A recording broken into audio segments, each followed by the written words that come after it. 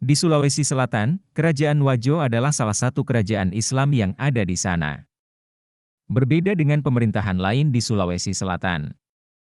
Wajo bukanlah pemerintahan yang feodal tetapi merupakan salah satu pemerintahan demokrasi elektif, tidak stabil. Kesultanan ini didirikan sekitar abad ke-15 dan menjadi Kesultanan Islam. Setelah digulingkan oleh Sultan Goatalo pada abad ke-17. Pada abad ke-18, Kerajaan Wajo mencapai puncak kegemilangan. Setelah berhasil mensejajarkan diri dengan Kesultanan Bone.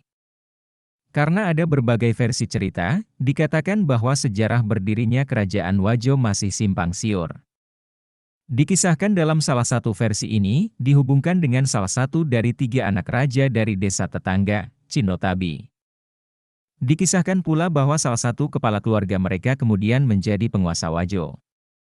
Akan tetapi, Batara Wajo yang ketiga mempunyai perangai yang buruk hingga dipaksa untuk turun tahta dan dibunuh oleh karena kelakuannya. Sejak saat itu, sistem pengangkatan raja di Wajo tidak lagi mutlak garis keturunan raja. Tetapi melalui pemilihan oleh Dewan Perwakilan menjadi Arung Matoa. Arung Matoa di Kerajaan Wajo adalah raja utama atau raja yang ditetuakan. Perkembangan Kerajaan Wajo. Ketika Kerajaan Wajo dipimpin oleh Lata Damparapuang RI Manggalatung, yang merupakan Arung Matoa keempat.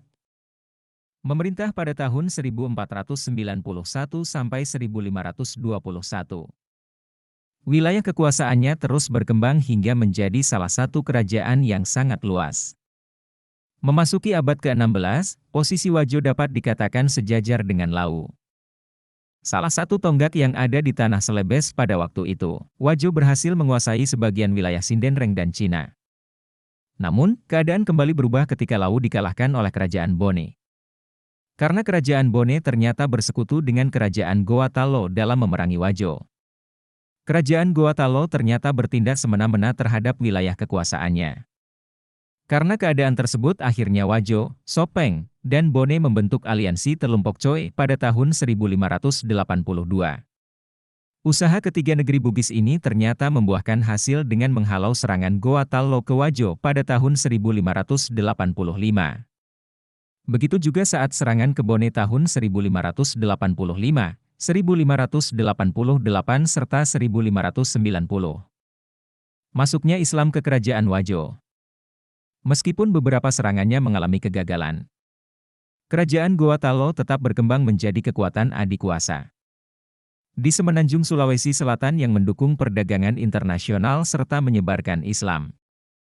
Disebabkan kekuatan yang besar, akhirnya Kerajaan Goatalo berhasil menaklukkan dan mengislamisasi Sopeng pada tahun 1609, Wajo tahun 1610, dan Bone tahun 1611. Masa kejayaan Kerajaan Wajo. Pada akhir abad ke-17, Kerajaan Wajo sempat mengalami masa sulit saat memilih membantu Kerajaan Goatalo menghadapi armada gabungan Bone, Sopeng, Buton, dan VOC. Ketika Kerajaan Goatalo takluk, Wajo enggan menandatangani perjanjian Bongaya dan tetap melawan. Perlawanan pun harus berhenti pada tahun 1670. Saat kota Kerajaan Wajo yang berlokasi di Tosora jatuh ke pihak Belanda dan Bone yang diketuai oleh Arung Palaka. Rakyat Wajo memilih untuk berpindah karena tidak mau dijajah. Pada 1726, muncul sosok bernama Lama Dukeleng yang menjadi musuh utama kompeni. Melihat keinginan serta kegigihannya yang kuat untuk membebaskan Wajo dan Sulawesi Selatan dari kekuasaan VOC, Lama Dukeleng kemudian diangkat menjadi Arung Matoa ke-31 pada tahun 1736.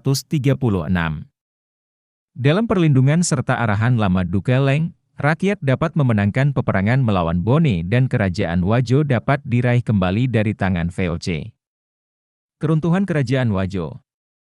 Pada akhir kekuasaan Lama Dukeleng, Wajo mulai mengalami kemunduran yang terus berlangsung hingga pada abad ke-18.